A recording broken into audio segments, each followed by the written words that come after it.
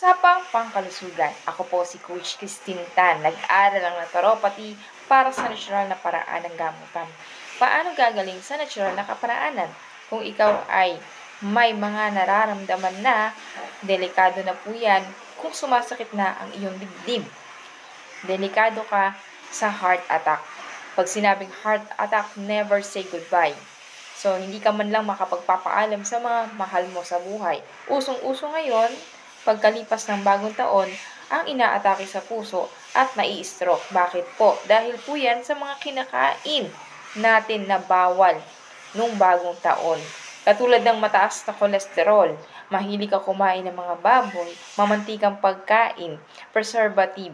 So, ang kailangan po nating gawin ay matutunan natin yung tamang proseso ng detoxification process. Kailangan po nating linisin muna ang ating colon para matanggal yung mga toxin na pinasok natin sa ating katawan at dahil po dyan, mawawala na yung mga cholesterol na bumabara sa ating ugat papunta sa ating puso at papunta sa ating brain.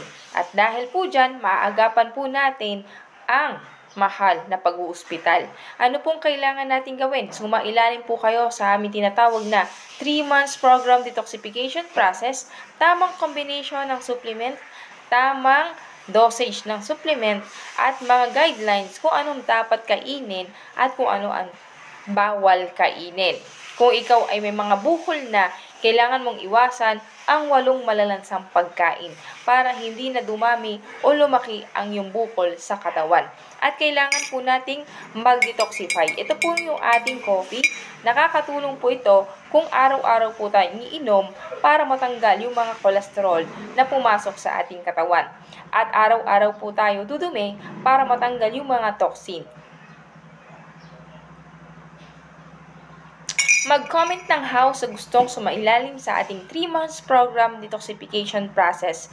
Subscribe lang kayo sa aking YouTube channel, Coach Christine Tan, at i-add ako sa aking Facebook, Christine Tan. Mag-message. Thank you! Mag-comment ng how para mabasa ko agad.